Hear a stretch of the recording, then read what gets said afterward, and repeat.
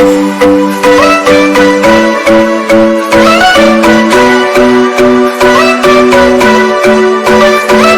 કૃષ્ણ, જય જલારામ। કેમ છો બધા? આપ સૌ બધા મજામાં હશો? મારા બ્લોગ જોતા બધા મજામાં જ હોય છે। કોડીનાથથી વીરપુરની પદયાત્રા અત્યારે મેંદડાથી જૂનાગઢ તરફ રવાના થઈ ચૂકી છે અને બીજી અપડેટ છે મારા બ્લોગના માધ્યમથી આપને મળતી રહેશે।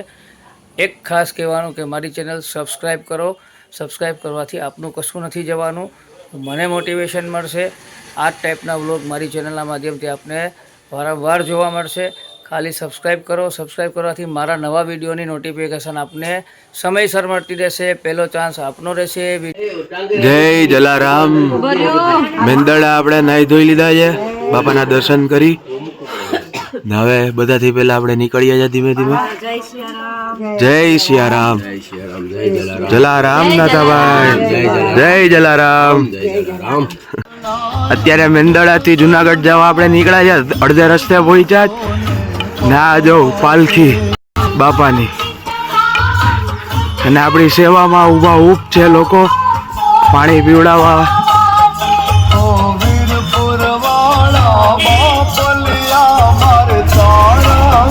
જલારામ ચંદુ બાપા,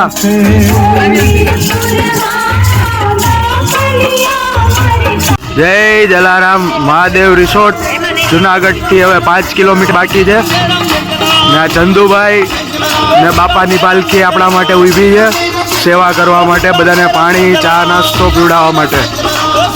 જય જલારામ।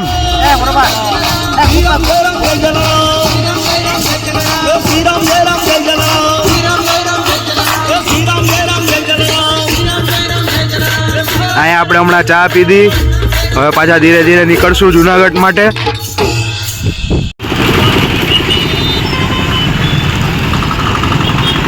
પદયાત્રાનો સંઘ જુનાગઢ પહોંચી ગયો છે। બીજા લોકો બધાને જમવાને ગયા છે। અહીંયા જુનાગઢ આપણા મહાજને જમવાની વ્યવસ્થા કરી છે ત્યાં। અમે 4 લોકો સીધા વડાલ ચોકડી માટે નીકળી ગયા છે, અમારે જમવું નથી એટલે આ જુનાગઢ ગામ।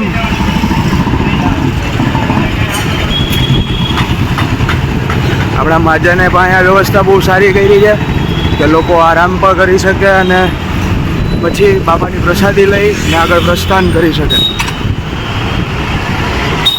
અમારે આરામ કરવાની જરૂર છે નહીં અમારા સંઘને, એટલે અમે નીકળી ગયા છે 4 જણાની ટોળી, બાકી બધા અત્યારે આરામ કરે છે। જય જલારામ। મોડર્ન લસ્સી એન્ડ પેટીસમાં અમે ઊભા છે અત્યારે લસ્સી પીવા ને આ ફોટોશૂટ આલે છે। ચાલો લસ્સી પીવા જુનાગઢ ગામમાં।